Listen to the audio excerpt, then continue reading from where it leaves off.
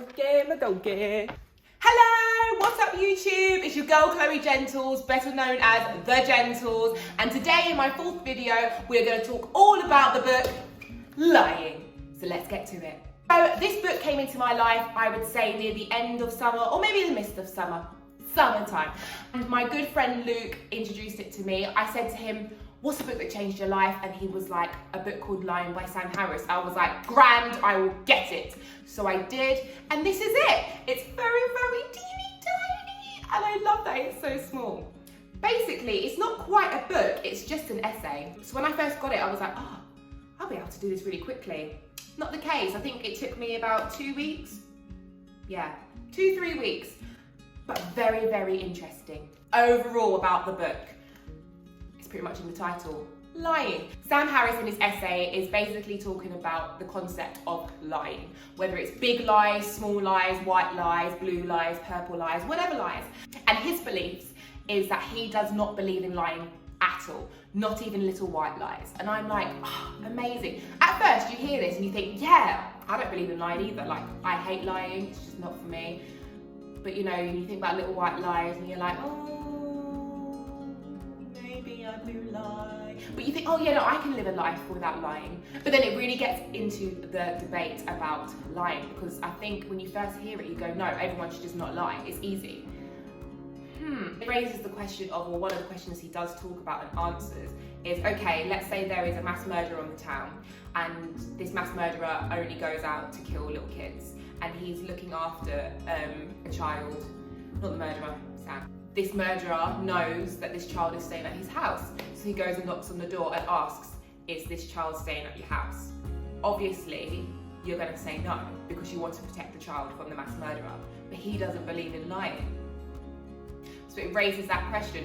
He doesn't instantly turn around and say, yes, please come in. Of course not. He's a human being, he's a heart, and I think he's a father and a husband and all these other fancy labels. He does beat around the bush with it. And he doesn't quite say no, and he doesn't quite say yes. To be honest, I can't really remember the answer because it was a long time ago. But I do remember he beats around the bush and he ends up basically telling the truth, but still protecting the child. My thoughts on the book was, I thought it was really interesting because I think lying is such an open, broad concept. Lying kills so many relationships, whether it's romantic relationships, family relationships, friendships. So many relationships are destroyed by lying, and also so many relationships are built on lying. It's such a weird topic to talk about, and I don't feel like we talk about it enough. We'll talk about it in gossip, like, oh, did you hear so and so, blah blah blah, and all the whispering and all of that. Or if you find out your partner's cheating on you, or you know someone who's cheated on their partner and they're your best friend, you're like, oh, do you lie for them because they're your bestie, or do you tell that person? I don't know. So it raises all these ethical questions, and it was an interesting read to see the world in a different way and a different view. So I would recommend it. If you're interested in this idea and this thought, then go for it. It does open up your mind. It does make you think of things differently, and it also makes you question yourself. I think about all the little white lies that I've said, and I'm like, oh yeah, did I really need to say them? You don't want to really insult someone. I think that's what it is really, isn't it? Little white lies is you kind of say them because you want to protect the person that you care about. But then you're like, oh, is the lie actually going to, even it could be really, really small, in the sense of, what's an example? Okay, do these earrings suit my outfit? Inside you're screaming, no. I can't really use clothes as an example because I'm really blunt with my friends and family. Like, if they ask my opinion on what I think they look like, I'm gonna tell them straight out. I'm gonna be like, you look great. I'm gonna be like, not for you, it's not quite right. Or I'm gonna be like, change this, add this. Like, I will just give them my blunt opinion. So in that sense, I can't really use that as an example. I'm trying to think of a really good little white lie. Okay, perfect example. Let's say you're on a first date or a second date or whatever, and it's right at the beginning stages and you really, really like this person, and then they cook you dinner and one of the courses are not the best. And they're like, what do you think? And you're like, yeah, it was lovely. I really enjoyed it. Oh my God, I'm laughing because this incident actually happened to me. And the thing is, it wasn't terrible. It really wasn't. It was just not the best. I still was able to eat it and I got it down me, but it just wasn't the best. I didn't like afterwards beg for more, you know. But then again, I think about it, I was still honest with that. I was like, it's not the best, and I've tasted better, but I really appreciate your effort and your energy that you've put into it, so thank you. But maybe next time, no. I don't know, but maybe that's a white lie, so I don't know. Me personally, with lying, I can't do it. It's really weird, it's really hard for me when it comes to lying, because if someone tells me a secret and they're like, Chloe, please, please, please don't tell anyone, please keep this a secret, I will go to the grave with it. Like, I have really good friends who've told me stuff and it's still in there and I haven't said a word, even to this day. Like, I think it's the Scorpio in me. We're really good at keeping secrets in that sense. Like, you can trust us with your secrets, your deepest, darkest secrets. I won't tell anyone. Because I know it's not my secret to tell. I feel privileged that you feel confident enough to tell me your secret, and that's it. It goes in and zipped. If you said to me, absolutely not, please Chloe, don't say anything, I won't. So that's a good thing, but 9 times out of 10 I might forget. No, I would say some secrets I've definitely forgotten, that's probably why I haven't said anything, but also if you've told me in confidence, I'm not going to open up. Then it raises the question, like, what if it's a secret that is lying to someone else?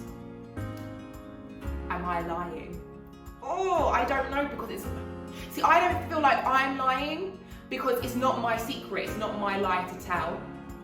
I'm a big believer in mind your business, you do you. You know what I mean? So if there's a situation going on and you feel like you need to tell me and you've told me, that's lovely.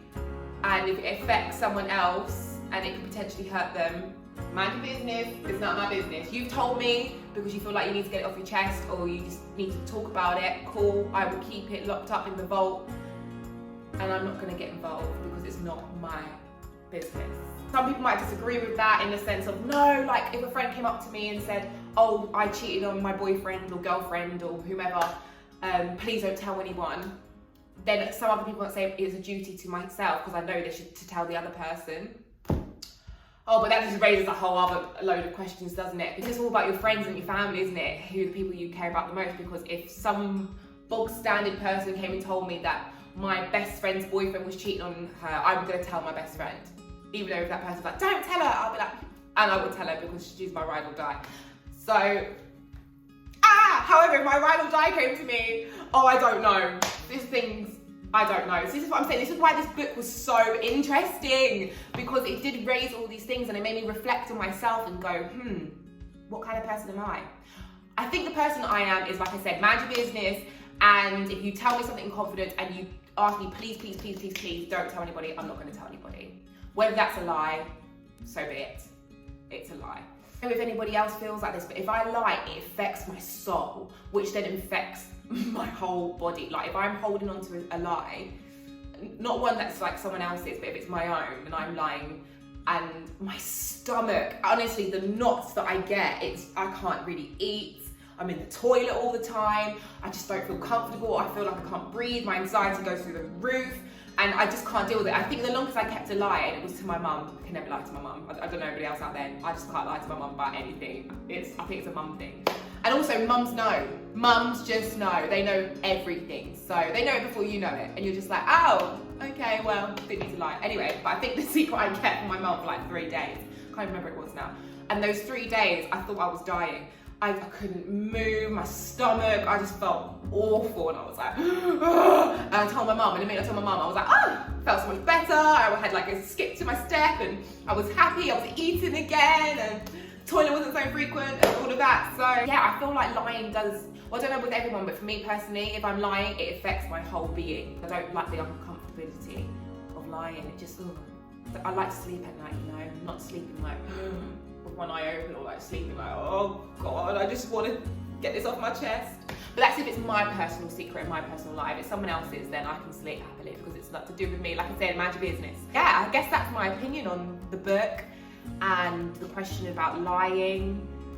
I guess some people are going to agree with me, some people are not, and that's okay. We're all human. We all allowed to have our own opinions on everything, and that's what makes great discussions and debates and conversations. So that's really what I took from the book, really, was lying isn't so black and white.